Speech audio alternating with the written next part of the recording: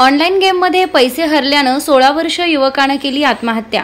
Online गेममध्ये पैसे हरल्यामुळे 16 वर्ष युवकानं आत्महत्या केल्याची धक्कादायक घटना नाशिकच्या नाशिक रोड परिसरात घडली आहे। सम्राट भालेराव असं आत्महत्या केलेल्या 16 वर्ष युवकाचं नाव आहे।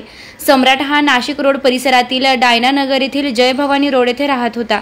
गेल्या अनेक दिवसांपासून त्याला मोबाईलवर गेम खेळण्याचा नाद लागला असल्याचं त्याच्या नातेवाईकांनी सांगितलं।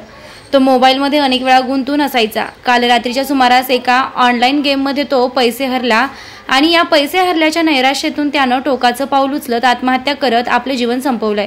या घटनेनं परिसरात हळहळ व्यक्त करण्यात येत आहे। सम्राटच्या पश्चात आई आणि 2 बहिणी असा परिवार आहे।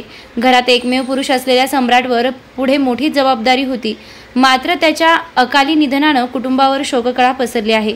मुख्य म्हणजे या घटनेनंतर तरी पोलीस यंत्रणेचे डोळे उघडून अशा जुगार खेळवणाऱ्यांवर कारवाई केली जाईल का, हा संतप्त सवाल नातेवाईकांकडून उपस्थित केला जात आहे। काय प्रकार घडला होता? प्रकार म्हणजे सम्राट भालेराव हा वयाने 16 वर्षाचा तो मोबाईल मध्ये गेम खेळायचा आणि ते गेम खेळताना तो थोडा डोक्यामध्ये त्याचा हे झालं, त्यांनी स्वतःचा जीवाचा हे करून टाकला। त्याच्यानंतर माझी एवढी विनंती आहे का पोरांना सहसा करून मोबाईल देऊ नका आणि जे गेम आहे हे सहज बंद करून टाका, का दुसऱ्याला हानिकारक हे।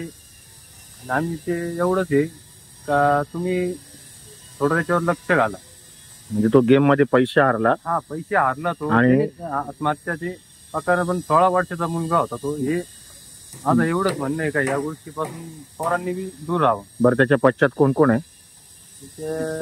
दोन मुली, आपली आई आहे, दोन बहिणी आहे। वडील नाही? वडील नाही, आणि मग एकच घरातला तोच हे होता।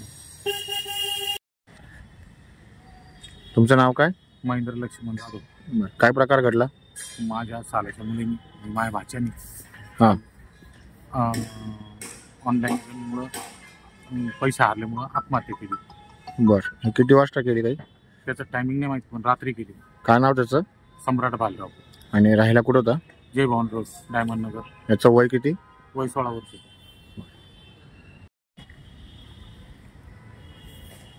काय प्रकार घडला होता? आता आत्महत्या केली का मोबाईल, रात्री मोबाईल घेऊन गेला वरती, सकाळी मी बघितलं तर लक्ष होतं। बरं, कशामुळे आत्महत्या केली? पण तेवढं तर माझी मोबाईल खेळायचा। मोबाईल खेळायचा? हा, काय गेम खेळायचा का? गेम खेळायचा। मग पुढं? नाही एक तास करत होता मोबाईल, तर त्याला बोलले काय करू काय होतं, कुठं काय होतं। नाही आई म्हणे काहीच नाही करीत म्हणे, बोलला मला तुम्हाला काय माहिती, काय करतोय माहितीच नाही आम्हाला। मोबाईल कधी घ्यायचा? मोबाईल रात्रीचा जे संध्याकाळचा आणि काही 7 वाजता आधी घ्यायचा।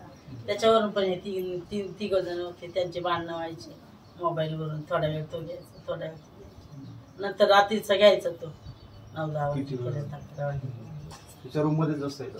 इथं झोपायचं, इथंच बसायचं। ज्या दिवशी घडला तो कुठे होता? तो 1 वाजेपर्यंत तिथंच होता। इथं मी झोपते, तो इथं त्याच्या आई इथं झोपते।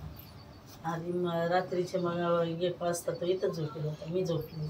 TV बंद करायला लावली त्याला, TV बंद केली। त्याच्यानंतर मला झोप लागून गेली, मला माहितीच नाही तो कधी वरती गेला। झोप लागली मला, मी सकाळी 4ला तिच्या आईला म्हटलं दादा नाही आहे, ती पोरगी इथं झोपली। म्हटले कुठे गेली? तर म्हणे ती इथं झोपली। म्हटले मग दादा कुठे? मग दादा वरती झोपायला गेली। बस एवढं। सकाळी 8 वाजता मी उठले, तिने आंघोळीला पाणी ठेवलं होतं, पाणी टाकलं, आंघोळीला चालली, ती पण वरती गेली नाही। त्याचे काकावरती झोपलेले होते।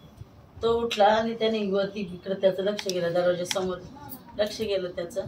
त्याला वाटलं हा काय करतोय, तिथं पाय त्याचे दिसले फक्त, तर हा काय करतो म्हणे एवढं सकाळी सकाळी, म्हणून त्याने दरवाजाकडे असं जाऊन बघितलं। तेव्हा तो जोर तो ओरडायला लागला, तेव्हा आम्ही पळत गेलो। काहीच सांगितलं नाही, काहीच नाही, त्याने काही बोलला पण नाही आम्हाला। रात्री कोणाशी बोलला होता का तो? रात्रीचा झोपायच्या वेळेसच त्याने बस बाकी बोलला। फोन 1 वाजता मी त्याला बोलले TV बंद कर म्हटले, बस। तो गेम खेळत असताना त्याला काही आर्थिक फायदा वगैरे, काही अकाउंटला पैसे वगैरे? मोबाईल त्याच्या आईकडे होता। खर्चासाठी पैसे तुम्ही द्यायचे? नाही, खर्च काहीच नाही त्याला। तो काय खाय प्यायचं असलं तर त्याच्या आईच्या फोन पेला काय 1000-1200 रुपये नाही, जास्त नाही. बाकी काहीच नाही, आम्हाला काहीच माहिती नाही.